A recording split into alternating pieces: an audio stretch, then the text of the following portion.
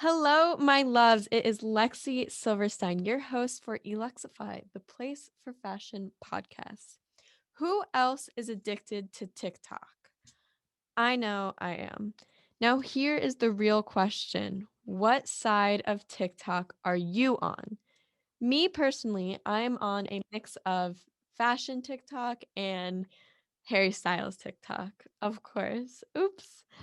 And one of my favorite fashion TikTokers is actually on with us today.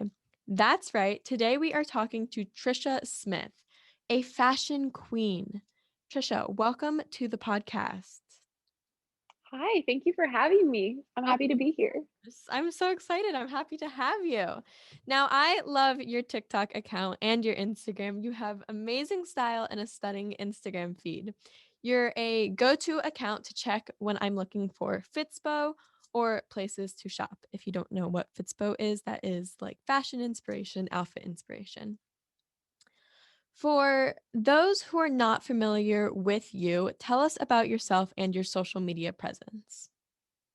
As you just said, my name is Trisha Smith. I have a TikTok account with a little over 60,000 followers, and it's called Daily Fashion Finds. So I go on there, I post daily outfit inspo, I post tons of brands and things like that, where to shop. And then over on Instagram, I do a similar thing, but I do prefer TikTok because I feel like I can get the message across a little better, and I feel like it's a little bit more personal to my followers. Awesome. So I know that my Instagram has changed so many times and my TikTok even. And I like to keep up to date with like the latest social media trends, Mhm. whether that be TikTok trends going around, certain sounds, certain fashion trends, or just Instagram feed trends. So in the past, I've used presets, of course. Yeah. Or I used to have a thing where I would only do puns for my Instagram captions, or I would put oh, so cringy. I'd put an emoji before my Instagram caption and then after my Instagram caption. So cute. Um, or I only posted in clothes of a certain color. So now Mhm. I like to keep my feed a little more natural. I barely even edit my photos and I like my captions to represent, my personality and my humor. What's your Instagram journey been like? What has worked for your Instagram and what has not? Yeah. So I started in 2018 and it was right at the end of my junior year of college. So I've always been into photography and things like that. I was always the friend that would bring their camera and force their friends to take photos before anybody could eat, before anybody could do anything. I had to get my pictures and everyone was so annoyed with me. But they were really excited when I started doing this because they're like, okay, now you can take pictures of yourself and not us. So I started doing that in 2018. I feel like everybody goes through I would call it their preset journey, where you have the super orange presets or the super bright presets. And I feel like you have to go through that phase in order to start molding into your own taste. So I started with that. I did the collages and everything like that. And as I started getting more brand deals and growing, it kind of came apparent that a lot of brands prefer like more natural photos because you're showing the product better. It's a lot easier on my end and everything like that. So I used to do a lot of like curated shoots, which is so cool. I love that. But because of my schedule, it was really hard for me to do all the creative shoots and get photographers and things like that. And that's when I started posting more like daily fashion and outfit inspo. And I just use my tripod and I have a Bluetooth clicker. And whenever I'm out, I just shoot my outfits. And that's kind of what I started doing probably late 2019, like early 2020. And through that, I've kind of stuck with that. So it's definitely more casual than it used to be. And I've turned it more into not like a blog, but I've turned it more into this is my life. And I post about my life, my captions. I try and be personal and things like that and be more interactive. So I've definitely gone from very specific, me sitting there for an hour judging a photo thinking it's not good enough, to accepting that this is who I am, this is what I look like, this is what I like to do, and it's my account. So I'm going to go ahead and post the casual photos that I want to. And I think people really take to that because they see that it's authentic. They see that it's just me being me, like in the TikToks and in the Instagrams and things like that. And so it's definitely been a journey. Yeah, I definitely the same thing. I mean, I definitely think that you kind of have to go through the preset phase. Like everyone has to Yes. go through it at least once. And I mean, I was using like a Visco preset for a while, one that I just like created Hmm. myself. And then I started doing the Lightroom presets, of course. And Yes. I actually did that pretty recently. Like, I'm not gonna lie, I just got out of my preset phase. But I know that me personally, I always, when I'm following bloggers or fashion influencers and so on, all just all different Hmm. types of influencers and bloggers, I look for someone who's more real and like someone Hmm. I can, you know, kind of relate to. And I feel like just when I see the preset, I'm like, your Instagram feed looks too perfect. Like you're not that perfect of a person. No way you can Yeah. be. So I feel like just taking Never. the photos and posting it and being like, "You know what? I don't give a fuck. I'm just gonna post what I wanna post." Yeah. Just makes you so much more relatable. The presets and things like that, they work for some people and they look amazing and they look awesome. But I think it's important to find your niche and what works best for you pretty much. And there's people that they're amazing photographers and their filters are so cool, but I think when you stop comparing yourself to what other people's feed looks like, that's when you can find your own inspiration. You find your own kind of place on the internet. Yeah, I totally agree. I mean, yeah, for the presets were working for me. I loved the way my Hmm. feed looked because it was all like together. Like I said, like you look perfect. The feed looks perfect. It's amazing. I just wanted to be a little more less perfect. Um, Yes, absolutely. but I mean, no, totally presets. It also, I know some people think that like some people have their own experience with presets and that Hmm. for them for some people it takes like a shorter amount of time. Like for me, I literally just clicked a button and then the preset was there and I was like, okay, I'm done editing my photos. And then other people, they take a long time to like edit every individual picture with the presets. So it's everyone's own experience. And I think you just have to mend and mold until you Yes. find who you are as a person and who you want to display yourself on social media as. But so I was always someone who just, I knew what I wanted. I'm very lucky that when I could crawl, I would crawl into my mom's closet and find my way to her shoes. And when I could pick out an outfit, I would pick out an outfit. And I just knew I loved fashion. Hmm. And, when I was in middle school, I started my blog and I started my brand as a social media influencer. So that's kind of my journey through social media. That's how I got started. I just knew I loved fashion and I wanted to display that to other people. How did you get started on social media? You mentioned you took pictures of yourself. How did you Hmm. know that you wanted to become more present on social media? So I remember when I was in high school, I went to a very small private high school. It had a very strict dress code in like the center of Central California. And I remember seeing magazines and YouTube videos and pictures of all these people that dress so cool. And I remember thinking, I want to dress like that. And the closest thing that I could have to a creative platform at that point with the means that I had was like the aesthetic Instagram photos that you look back on in 2015 and you're like, oh my goodness, I thought this was the coolest thing ever. So I started doing that. And then I went to college in Riverside, California, which is about an hour and a half away from Los Angeles. And I feel like when I got to college, I really started finding my style because I had a lot more creative freedom. I was making more money. I was able to experiment the clothes that I wanted. Websites such as like Poshmark and Depop and things like that were popping up, making it more like affordable and better for people to be able to test their style out without breaking their budget. And so definitely college, being able to purchase my own clothes and being able to live in an area where people do express themselves because my friends are all very creative. The people I surround myself are very creative. And I feel like that was a big like transition for me. And it really helped me find my creative journey. That's awesome. Yeah, I look back at my Instagram. You mentioned you look back at the like 2015 ones.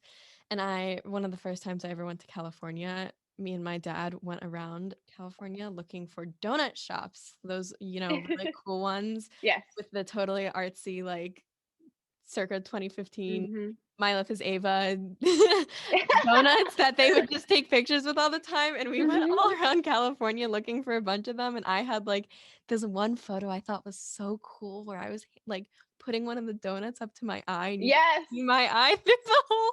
And I was I've like, done it. oh, that is so cute. Like I'm just so artsy. Like, oh my God, I love it.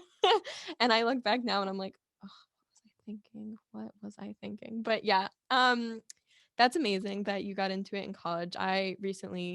This is my freshman year of college, and I definitely feel like Mhm. I found my style so much more, especially because it's so hard to express yourself. You said you went to like a private school where you had a strict Mhm. dress code. I went to a public school. They didn't really care that much about that, but it was still so hard to express yourself because people Absolutely. were so judgmental and it was so Mhm. scary that like All the time. yeah, one time I remember I wore flared jeans to school. Like, As wow. you should. Flared jeans, such a big deal. And I was so nervous. I was like, "Mom, I can't do it. I don't wanna get out of the car. Like, please don't make me. I'm scared." And she was like, "Leslie, they're just flared jeans. Like, you're fine." And every single human being commented on my flared jeans, and I never Mhm. wore them to school again because I was so sad. But And it you probably look so cute. Thank you. It's just scary, like, and it's hard. So Mhm. when you get to college, I definitely found that I found Mhm. myself, like, more in my style and just in who I am as a person, and then I found a way to express that through social media better. Um, so what was one of your first TikToks to ever blow up?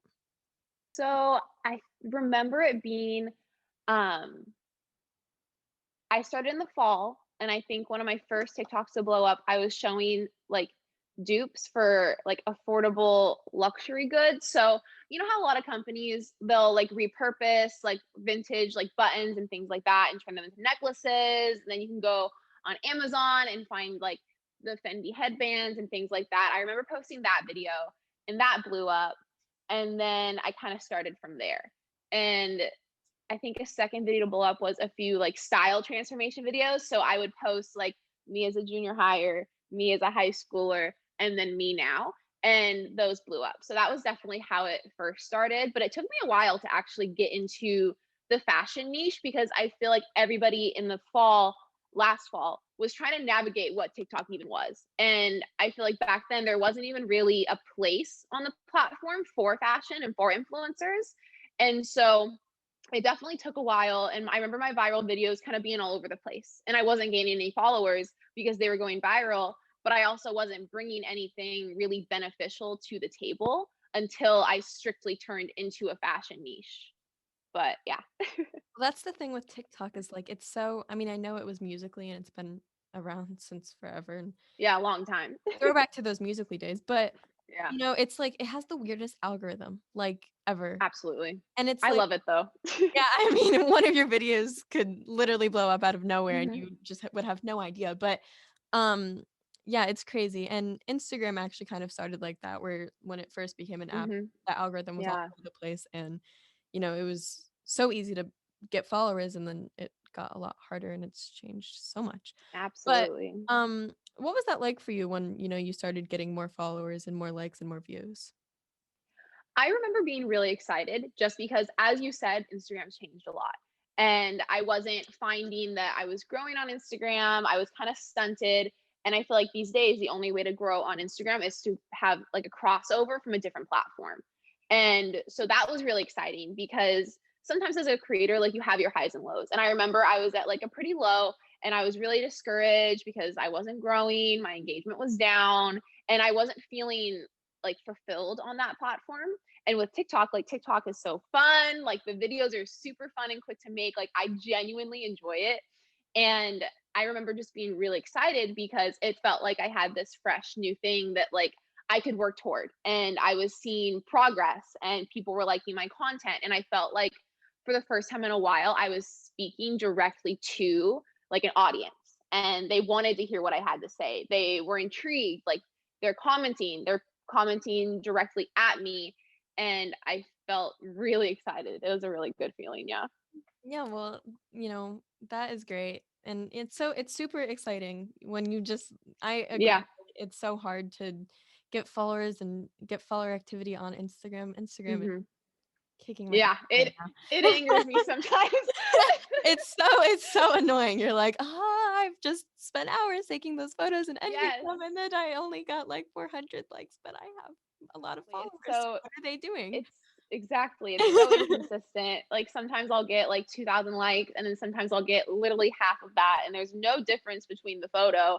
But on TikTok, you could post something of me just sitting like my forehead in my bed and showing some clothes, and it's gonna get 200,000 views, and it's crazy.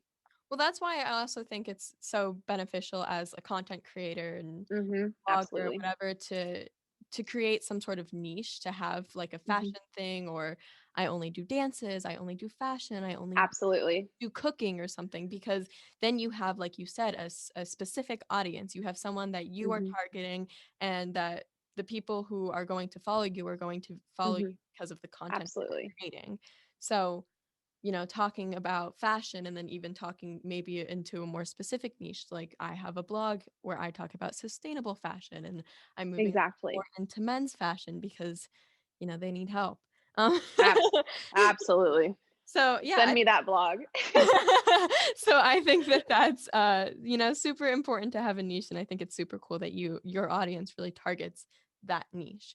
But with social media comes its highs and its lows, like we've mentioned, and it comes its Hmm. loves and then its hates. Have you experienced a lot of hate on social media? I wouldn't say on Instagram, no, but I feel like on TikTok, if a video reaches like a certain point of viral, if a video is popping off, you're getting hundreds of thousands of views, you will experience some hate. And it happens every single time. And most of the time, it's just like people trolling or people being angry. And normally for me, since I am um, a fashion account, it's normally not directed at me. It may be more directed at the brand or the concept or something like that. I have a really active audience. So if people ever like try and insult me, like people will come and like comment, and like then it just like starts in the algorithm. And one thing I've noticed is I don't delete the comments. I just leave them because at the end of the day it's boosting my video.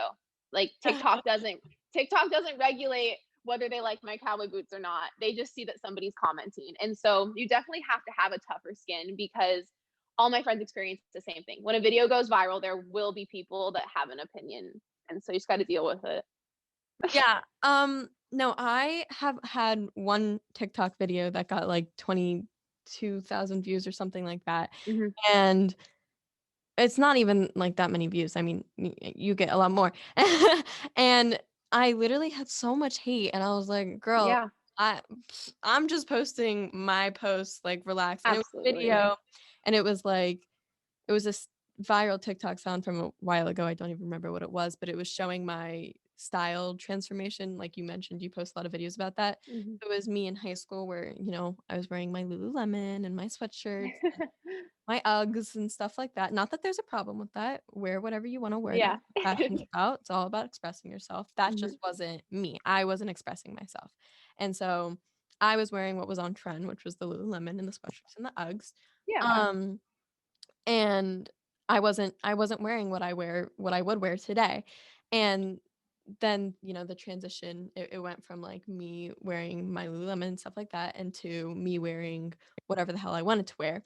And someone commented and they were like, "Girl, you just went from like really basic to less basic."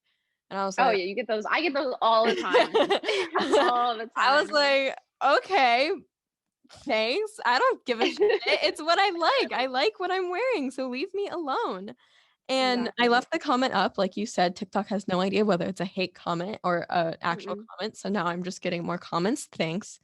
And like you said, someone like came for them. They were like, "Hey, no, no, no. Like what we do here is we do girls supporting girls. We do not hate on girls." So Hmm. I was like, thanks. Let's be friends. And I just left the comment up because the Hmm. thing is, you just have to let it not affect you, because they're just hiding behind a screen, and they're probably jealous in some sort of way and hating on you to make you feel better, or they're just not bringing positive Yes. vibes, and we don't need that. Exactly. I feel like a lot of people forget that there's a person on the other end of the screen. I think that they forget that the photo that they're commenting on isn't just a video, it isn't just a viral video, it's a person. And I have a bunch of friends that work in customer service and things like that. And it's the same thing. Like when you're calling a customer service representative and you're angry at them, you're upset at them, you're yelling at them, like you have to remember like there's a person on the other side of this and it's not their fault. And I feel like it's the same with social media to where you may not like the video, but you have to remember that somebody posted it and somebody did, and words really do matter. And so whenever I see a video that's going viral, I always comment something positive on it because I know that there's people that are commenting negative things and I don't want people to be discouraged from posting more, especially when it's a small account. Yeah, definitely. And I think that's great that you post, positivity because that needs to be spread. Um, but yeah, I definitely also realized that I get way more hate and everyone gets way more hate on TikTok rather than Instagram. And I'm not Oh, sure absolutely. why that is. Maybe it's because it's so random and like anyone can see it. I don't know why. I think one of the things is, like on Instagram, you're really only speaking to the followers that you have. Like sometimes your video will be or your photo will be on the explore page, whatnot. But for the majority of the time, you're speaking to your followers. On TikTok, almost every single video I post, if you go through who likes it and if it says they're not following you back, that means it's on the For You page. And so I think you get a lot more hate on TikTok and engagement on TikTok because they're showing you to so many people that don't follow you. Yeah, that's a great point. I didn't even think about that. I agree with you. Definitely. So as we mentioned, Instagram's algorithm is shit right now. Not our friend right now. We don't like her. No. What tips do you have for our listeners on how to gain a following and how to create content people like to see? Yeah, so I definitely think the follow over from TikTok to Instagram is really important. And so I think it's always important, not just TikTok, it could be your blog, it could be your YouTube, it could be Pinterest, to have another platform because I feel like that just aids in growth. And also it's kind of a buffer in case say something does happen. Instagram's weird. I could wake up tomorrow, knock on wood, and my account may not be there. And so I feel like having that flow over platform is extremely important to growth and then consistency. So I used to post every single day. I found that I wasn't getting as much engagement just because people are seeing the post every single day and they're like, oh, I liked your photo yesterday, or oh, I saw a very similar photo yesterday. And so I learned that posting every other day or every 2 days, giving people kind of not a break from me, but in a way, a break from my photos. And so they're going to see them and be like, oh, that's Trisha. Like, I'll like it. And I definitely feel like when a video goes viral on TikTok, I will put in the comments that I'll be linking everything on Instagram, or I'll put my Instagram in the caption. And I think that's a great way to get that flow over growth because people now are like, oh, she brings something to the table on TikTok, but she's also doing a very similar thing. And it's easy for me to access these types of links and stuff over on her Instagram. So I'm going to go follow her there too. That's some very good tips. I'm actually gonna, Yeah. take those into consideration. No, I agree with you. Having multiple platforms is such a like big deal. People don't realize how big of a difference it makes because you can have a completely different audience on TikTok and on Instagram and on Mhm. your blog and on YouTube and on this and on that. And so I could have people who only watch my YouTube channel because they like videos, they like to watch Yeah. things. And Mhm. I have people who could only go on my blog because they like to read. They don't like videos as much.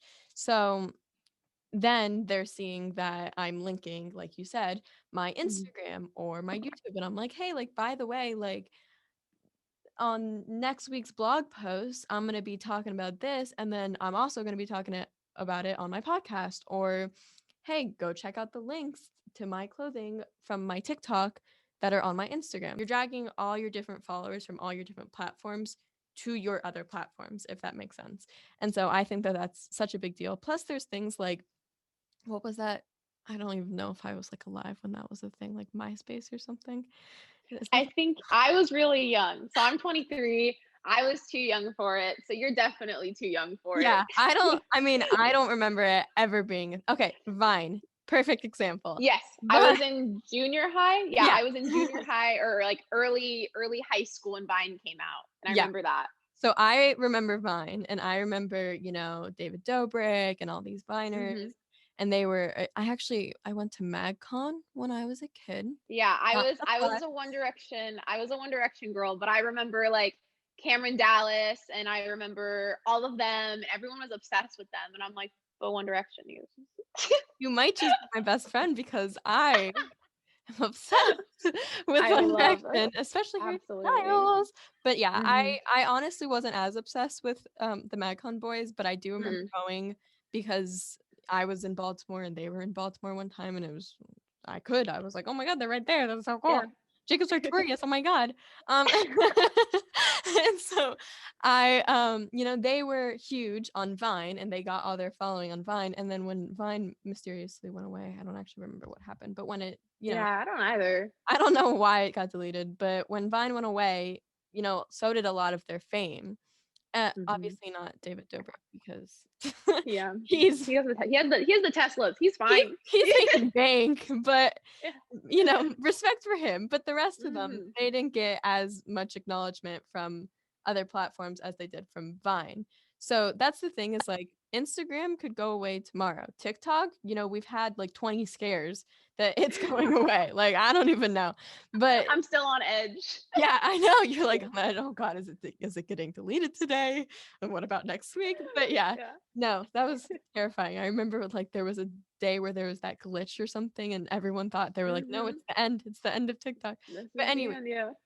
that's why I think it's super important to have multiple platforms, and I totally agree with you. Um, so you're all about fashion. We've talked that's your niche. You talk about fashion, you talk about some of your daily fits, where you get things, what brands you work with. How did you start working with brands? Yeah. So I remember when I started in 2018, honestly, I had no idea what I was doing. I think back then there were influencers, but it was more like we talked about earlier, like My Life is Ava. You had like all those. And I had no idea where to go. I had no idea that there was a bunch of other influencers in California, like smaller ones like me. I was super lost. But I was a public relations major in college. And so I took classes on social media. I understood social media to a pretty good extent. And I think that's where a lot of my knowledge originally came from. And I remember thinking, okay, if these companies are going out and they're contracting with brands, they're emailing them, I'm pretty sure that's what I do as an influencer. I was like, I would think it would be the same thing. So I started posting my content, got a good amount of content up showing that I was like an influencer per se. I didn't call myself an influencer for the longest time because I really didn't even realize what I was. I just knew that I liked fashion. And I started reaching out to brands and they started sending me products. Of course, when you first start out, like they're small little brands, like they're not like the huge brands, but there is a platform and a size for everything. There are going to be brands that want to work with you, whether you have 2,000 followers or 10,000 followers, and they're out there. And so, pretty much, what I did was I made myself a little media kit that had all my statistics. It had some examples of photos, and I just started shooting those out to every brand that would listen to me. And 10 times and 9 times out of 10, I wouldn't hear anything back or I'd get rejected. But it's that one time that counts because now you're getting that on your platform. Companies are seeing, oh, she collaborates with brands. And then after a while, brands start emailing you. So that's definitely how I started off. I feel like it's a little different just because when I first started, I didn't have the intentions of being an influencer because I didn't really understand what that was. I just knew that I liked fashion. I liked posting pictures, and I knew there was a way to do it to where I wouldn't have to constantly go out and buy things. I totally agree. I feel like so many people don't know like what a media kit is, and I Hmm. honestly didn't know for the longest time. For anyone who doesn't know, it's kind of like just like a kit basically for brands to see like who your demographic is, like how much interaction your followers are like giving your Instagram and all your different social media platforms. And then you can tell them also a little bit about yourself, some brands you've worked with in the past, some things you're passionate about, and then also show like some of your photos, some examples that they can base what you might, if they sent you something, what your content might look like. So media kits definitely really help. I honestly didn't know about media kits for the longest time, and then I made one for myself and started reaching out to brands, and I definitely feel Hmm. like I heard back from brands more often when I sent them a media kit rather than when I did not, because now they know, who that content, if they send me something, is going to go I feel to. like a lot of the times brands, they'll open up an email and they're not going to take the time to go and check out your Instagram. They're not going to, like, if they don't know you, they're not going to take the time to follow all those links, etc. And so having a media kit's so important because it's right in front of their face. It gets them intrigued. It's the same with like a television ad.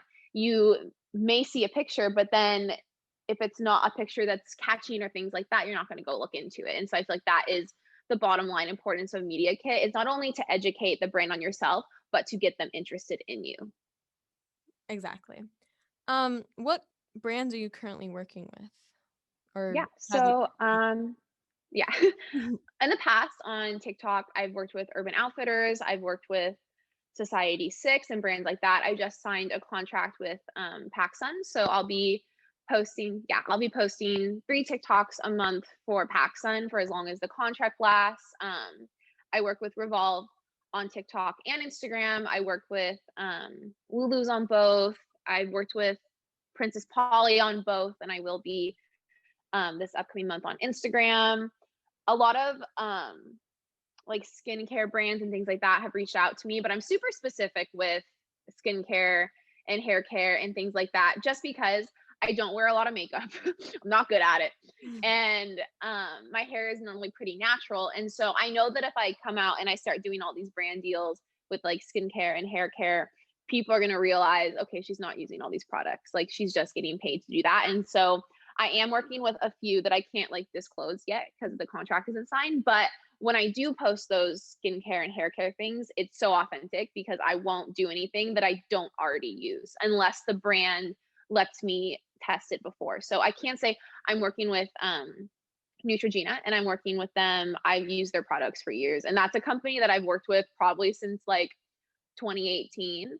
And I'm posting 3 TikToks and 3 Instagram posts for them. So as you grow, you'll find that a lot of companies will want to work with you on both, and which is great. It's more content for me, but yeah. So like I used to work with Revolve just on Instagram. Well, now I get a separate collaboration for TikTok. Same with Lulu's, like things like that, and it's really exciting. So definitely those are my like top brands, and then oh, I work with Glass-Ons on both. I love that brand, but yeah. Yeah, that's quite the list there.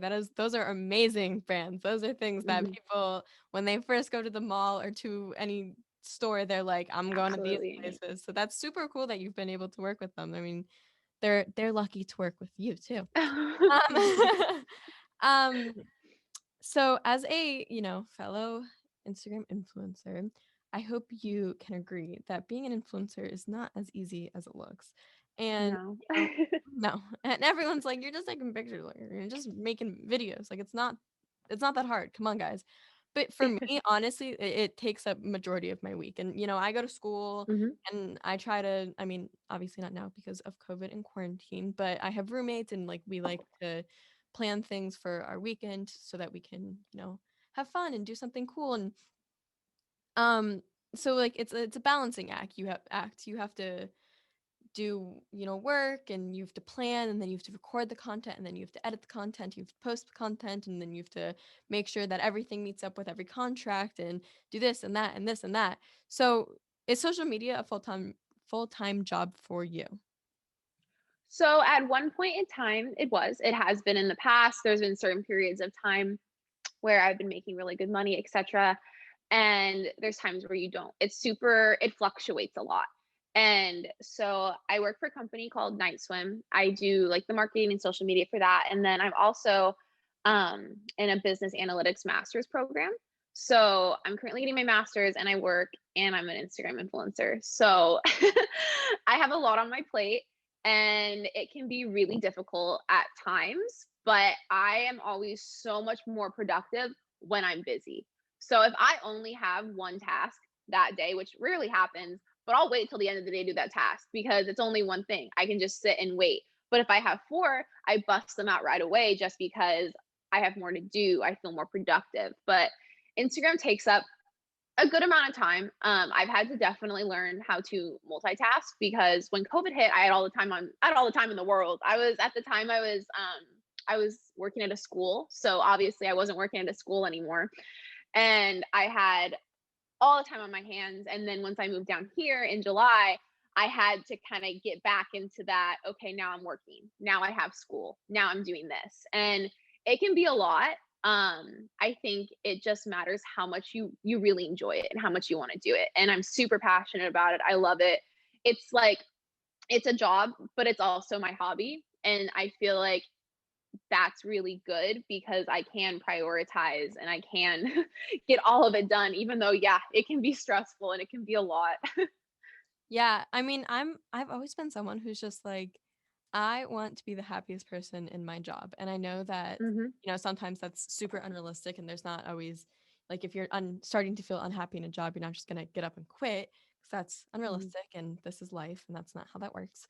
But you know, I can also say that I love fashion and I love taking pictures and I love shooting content for people and for myself.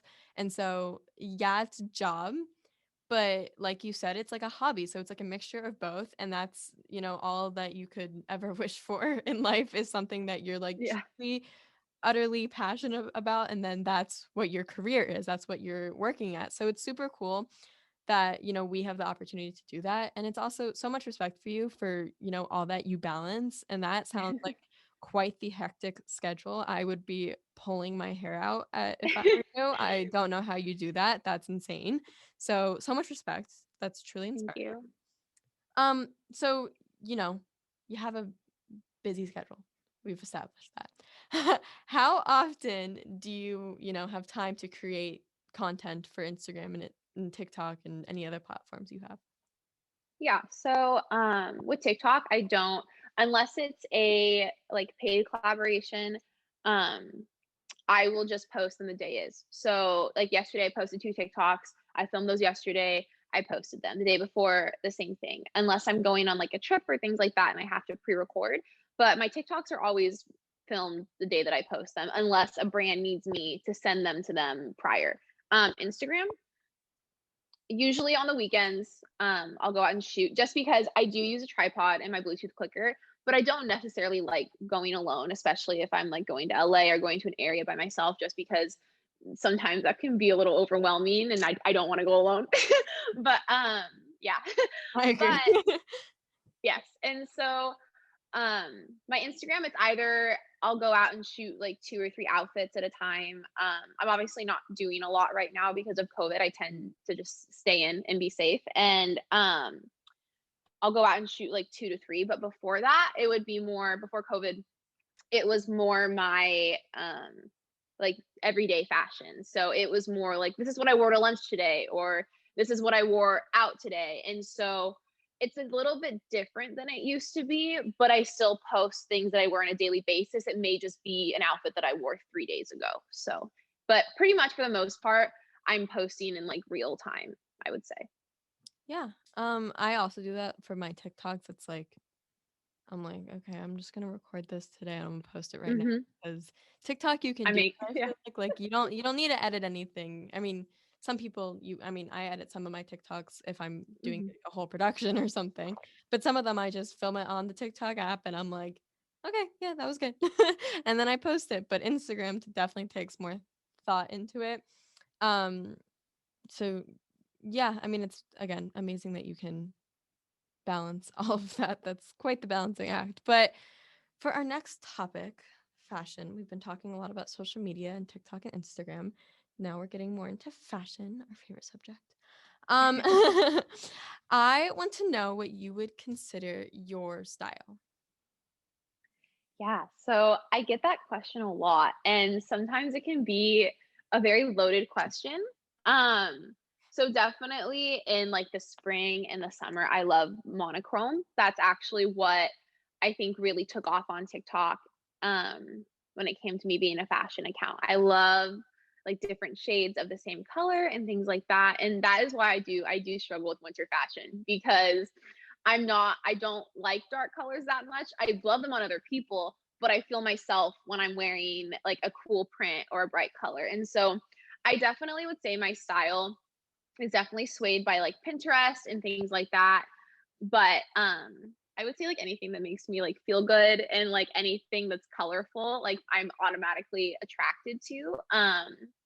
And yeah, that's a hard question, but it's definitely influenced through like Pinterest and like colors and things like that. I remember when probably like a year and a half ago, like, and like it's still a big trend is like street style. And so I kind of tried that out and the clothes looked good. Like the pictures looked good, but I didn't feel like I was being myself. And I felt like that was when I really discovered that you don't have to dress a certain way. You don't have to fit into like an exact niche. Like tomorrow, if I want to wear cowboy boots with a mini dress and then the next day wear like sneakers and sweatpants, you can. And that is the most important thing. Yeah, so you definitely prefer like summer spring because of the bright colors, Mhm. you know. That's actually funny because I don't know, I feel like I like a mixture. Like I love the layering. Mhm. I'm definitely someone who feels more comfortable in like pants. Like even if it's I mean I live in LA now and it's like hot 99% of the time. So even when it's like 100 degrees, I'm like, yeah, jeans, that's fine with me. Yes. And I love the layering thing, even excessive layering. Like I'll pair a turtleneck with a button down with a sweater over top of that because why the frick not? And so I love the layering, but I then love the colors. Like I'm someone who loves colorful fashion. So I feel like I'm like a little bit of a mix as to like which I Absolutely. prefer. But I think that what you mentioned about, wearing what is comfortable rather than wearing what's on trend and what you feel like fits you the most is so important. And that's what fashion's all about. It's about expressing yourself through your clothing. And it's more than just, what's on your body and what you happen to be wearing that day, but it's a matter of self-expression. So I think that's what's awesome about fashion is you can just totally show who you are through your clothes. Mhm. It seems as if in 2021, fashion is just overall making a statement. The colors are out Mhm. there, the patterns are crazy, and the pants are low rise. What are some of your favorite 2021 fashion trends coming up, I guess? So let me think. So it's pretty early on, but I feel like the curtain bang trend definitely like sparked something. And I think like the 70s and the 90s, like my mom always tells me that every 10 years trends just repeat. Like they just come back and they repeat each other. And so I definitely feel like decades and wearing like those flare jeans and like the puffy hair and like the 70s colors and all the prints because like when you think of 70s you think of like flowers and like prints like that and I definitely think that that's going to be a really big trend in 2021. I definitely think like in a little bit in 2020 I felt like cowboy boots were kind of a thing. They started making an appearance. You always see like Kendall Jenner and people like that like coming out in their little mini dresses and cowboy boots, but I feel like they didn't get like their full moment. And I could see that coming into 2021 and being like a pretty big trend. But is that's a very specific look. But at the same time, we've had some weird trends. So anything could happen. I definitely think like decades. I think we're just gonna keep repeating the 70s, the 90s, things like that. I always see like the Juicy Couture tracksuits, which I'm like low key like there for. Like I would wear it. I think they're really cute, and I think that if people can get their hands on them, that's another huge thing. Is like production, and obviously they're not making the same ones they were. So I think it's all gonna depend on like whether or not people can get their hands on them. But I do think that like Juicy Couture tracksuits are going to make a comeback in 2021. And I think they like low key already are. Well, it's funny that you mentioned that because I was obsessed with Juicy Couture tracksuits. Me And too. Juicy Couture, when I was a kid, I remember like whenever I was in New York, I was like, "Mom, Dad, let's go to Juicy Couture. I need to see it." And so, I actually for my birthday last year, 2020, I asked for one, and we went to this website where like it said that it sold all Juicy Couture, jumpsuits, but it was a little sus. I didn't know if it was actually gonna come. And then I got in the mail my bright pink matching Juicy Couture set. So I'm obsessed with it and I actually have one and I'm really happy that I have one because I I actually love it. read an article that Juicy Couture is like opening a whole website now to make just sorry. They know. They know. Yeah, they know. They're like they know what we want. They know that, I feel like Juicy Couture was like huge in the 2000s and then they lost their flair, and what Mhm. gave them that was the tracksuits, and so they were like, that's what people want to see, and that's what people Yeah. need, and so they're making a whole like website, I'm pretty sure, with it.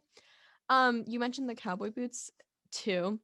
I love cowboy boots. I think that even if you're not a country girl or don't Mhm. listen to country, because I don't,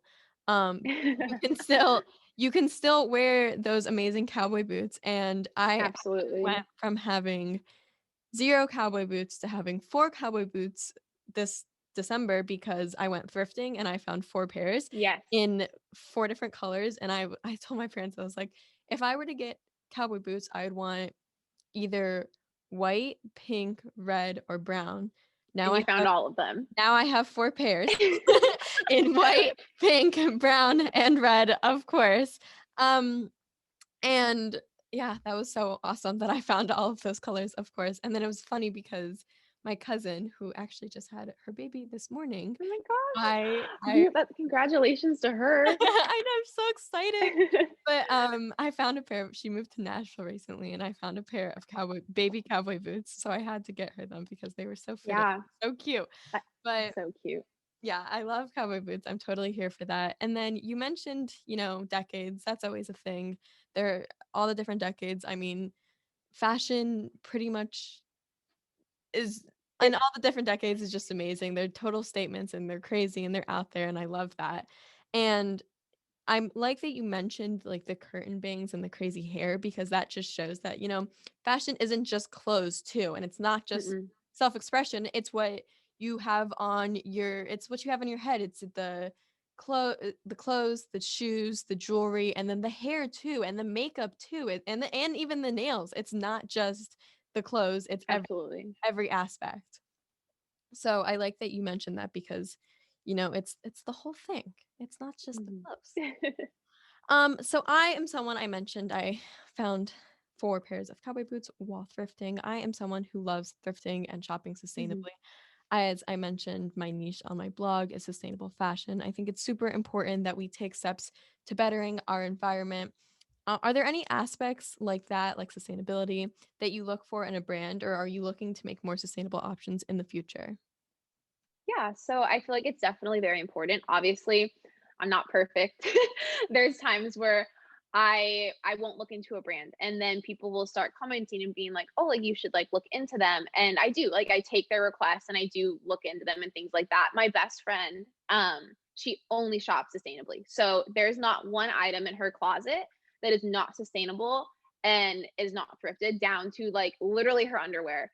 And so I learn a lot from her. Like she's kind of my guidance in a way, and she's constantly teaching me. She's constantly taking me to thrift stores, and she's like, "Hey, look at this brand." Like she's how I found like Paloma wool and things like that because she's been shopping there for the longest time.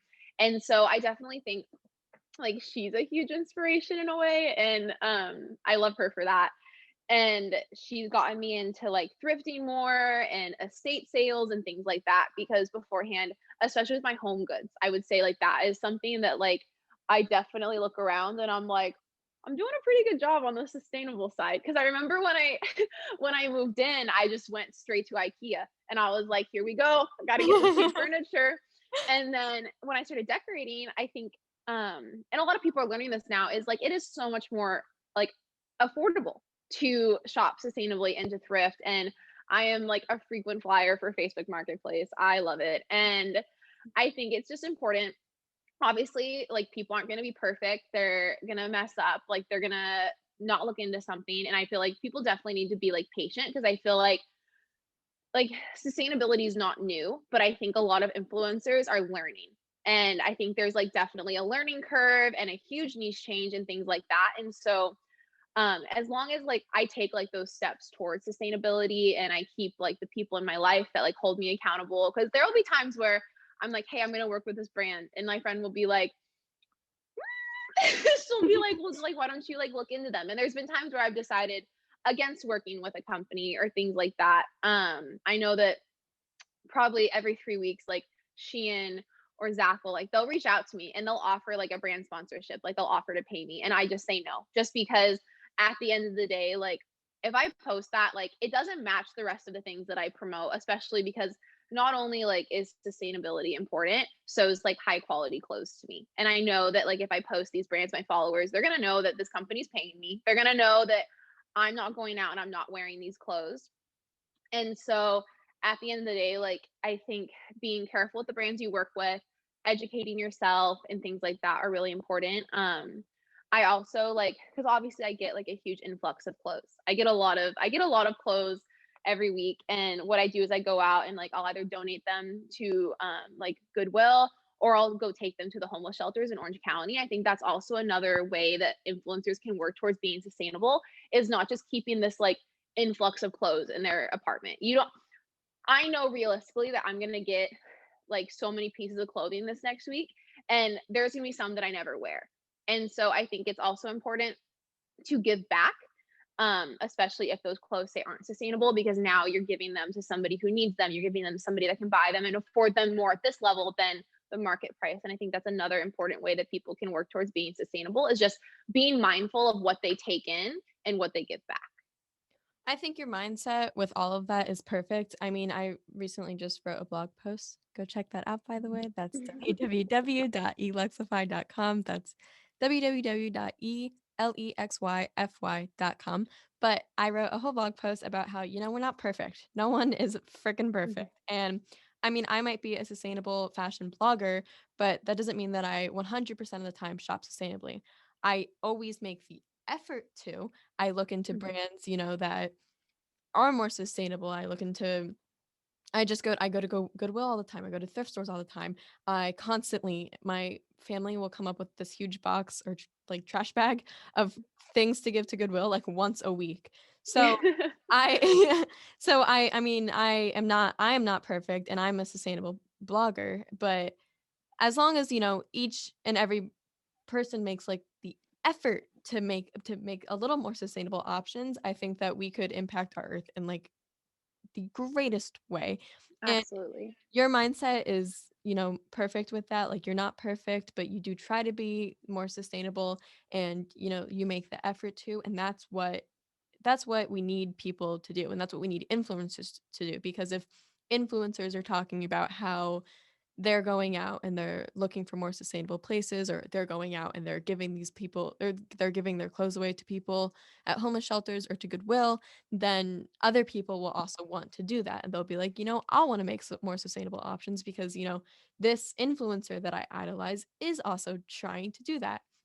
So I Mhm. think that as long as we have the mindset that we're going to be more sustainable, then we can make a huge impact. And that's, like you said, more influencers, or they're Mhm. learning, and that's not just influencers, that's brands too. I know that brands in the past who were not sustainable at all, and then they made a huge, 360, and they were like, psych, we're gonna change up our whole Mhm. MO, and we're gonna you make ourselves Yeah, or they have like a sustainability promise to Mhm. where, okay, by like this year, we're going to do this. And I think that's important to communicate to your followers so that they do know that you are working toward being sustainable, because I think a lot of people don't realize is going from like not sustainable to sustainable is like impossible to do overnight. Like you as like working in business analytics, like it's just like not financially possible. So the fact that these companies are communicating to their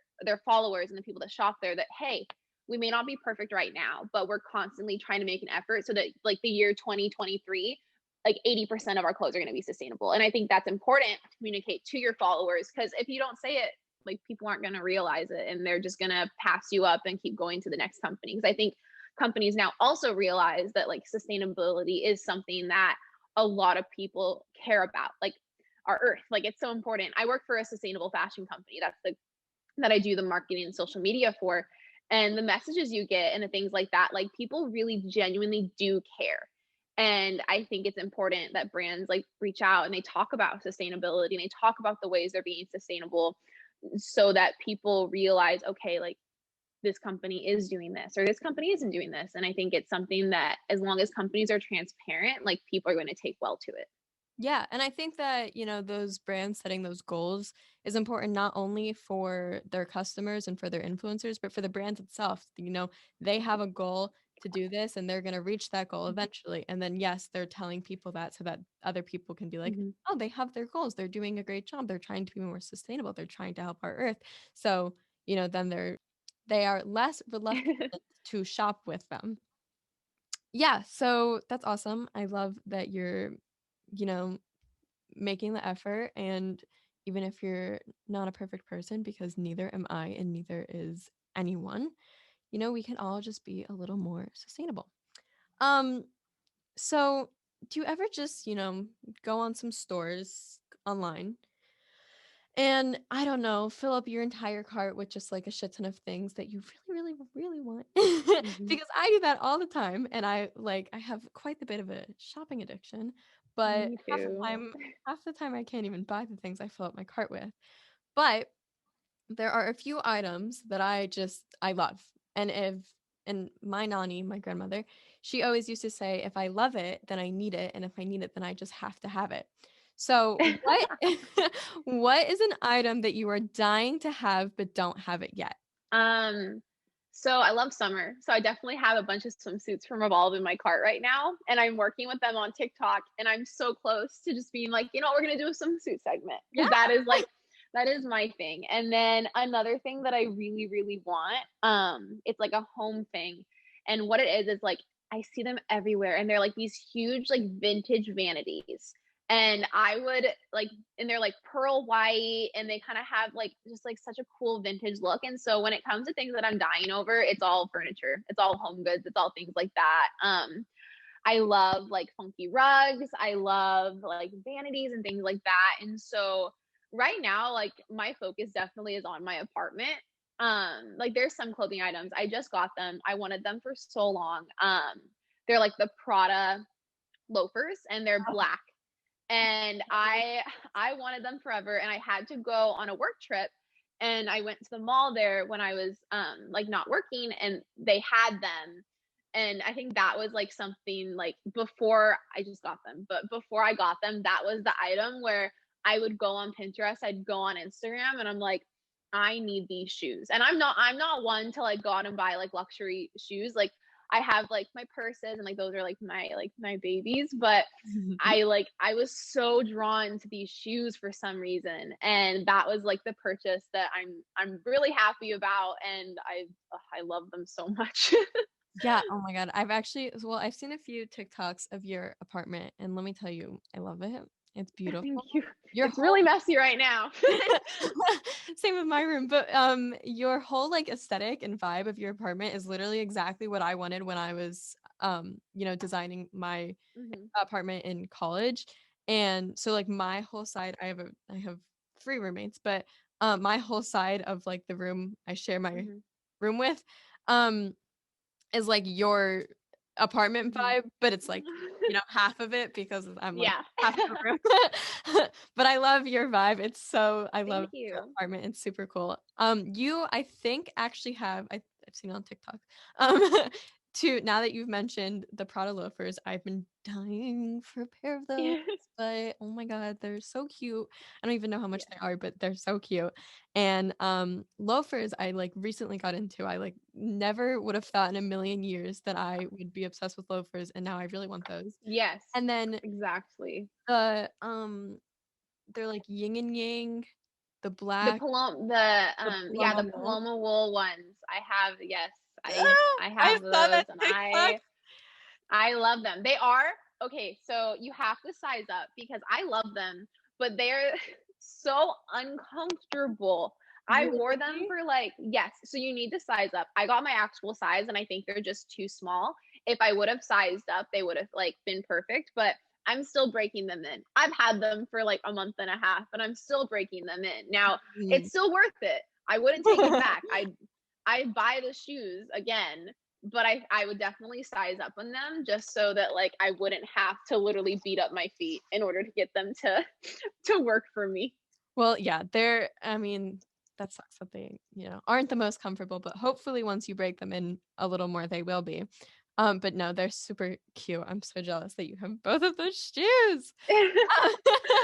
So, last question. What is something in your life that you've had to overcome? um okay, well, that's Oh, that's a big question. I definitely think, like, and I feel like a lot of influencers who say this, it's the comparison factor when you have your influencer friends, but at the same time, like, there is, like, and I hate it. I, like, try not to be a part of it, but there's a level of, like, competitiveness when it comes to being an influencer because you're all trying to get the same brand deals, you're all trying to grow, and I think comparison a lot of the times can, like, kill your joy.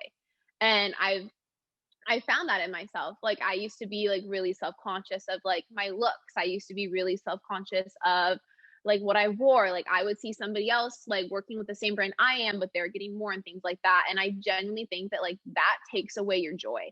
And overcoming, like, the comparison factor and the "you're not good enough," that's definitely a huge thing that I've had to overcome personally, especially because, like, I have a few influencer friends and they're great and I love them. But like all my friends always tell me they're like, you don't seem like an influencer. They're like a lot of the times I think a lot of people have this image of like these influencers that are crazy, like preppy, like they think they're like celebrities and things like that. And so I've definitely had to like overcome like accepting that that may not be me. Like that may not be exactly who I am, but that's okay because that's why I have the platform I do. And so I think it's definitely important like for me like not to compare myself to others, which obviously it happens. I can probably tell you yesterday when it happened on Instagram and it's something that you have to like you have to push out of your mind. I think it comes with like accepting yourself as who you are, accepting that you may not be like the cookie cutter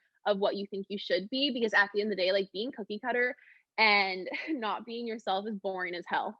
Like it's not fun. It's really stressful. And I think once like I started being more myself is when I think people took to it. I think they noticed that, okay, like that's who she is. Like I don't put on a facade. Like obviously, like when I'm doing unboxing and things like that, like I have my influencer voice and things like that that just come out. But at the end of the day, like I found that just being myself and being who I am, who is messy, not always put together, um, it's when I'm the happiest. And I think that's so important, especially for people that are just starting out. Because I remember thinking that I needed to change like who I was. Like I needed to change like what I wanted to post and things like that. And you really don't. At the end of the day, like you're not going to be happy. And I think that's the biggest lesson that I had to teach myself is that it's important to just be yourself and to not compare yourself to others because that is like a huge joy stealer. And I think like a lot of girls experience that not just in the influencer industry, but in like life in general. And once you like take that and you stop comparing yourself and you accept yourself for who you are, I think you're a lot happier as a person. Yeah, and I think that, that's great advice and that people do really struggle with that, especially just social media and like it being such playing such an important role in this generation. It's people compare themselves and they see these people that they're following and they're like, "Oh, I wish I was like them." But it takes a lot of time and like experience, I guess, to like learn that, you know, you're you and that Mhm. person's them. And just because, they're a size 0 and Mhm. you're a size 12 or whatever doesn't make them any better than you because Exactly. you are who you are and you just got to like find a way to love yourself, for you because everyone's Mhm. different and everyone has their flaws and I think that we're making an effort to like more normalize that people aren't perfect, and that like this like image that people have in their mind of like the perfect human being It's is boring. so boring and unrealistic, and that's just not Absolutely. the way to live your life. And you have one life, and you just got to live it for you, Mhm. not for anyone else. Well, thank you so, so much for being on with us today. I'm so grateful that you took the time to Of talk to us course. and share your story. Is there anything else that you want to tell our listeners and your fans? Um, I would say just that I'm like super thankful for where I am. And I know people always say this and it like sounds so cliche, but I have the platform that I have today because I have the audience that I do. And I think I'm super lucky to have like the interactive audience that I do and like have the feeling of being seen. Like when you emailed me, I was so excited. I was like, this is so cool. I'm like I'm so excited to do this, and it's stuff like this that I genuinely enjoy. I love being, like, interviewed, I love talking to people, and it's one of my favorite parts of what I do, and so, yeah, that's pretty much about it, but I'm super grateful, and I love coming on here and talking to you. It was really nice to meet you too. Well, I had so much fun talking to you, and it makes me excited that you were excited to get this Yes. email because I was so excited to email you, and I was so excited when I heard back from you. Where can people get in touch with you and follow you?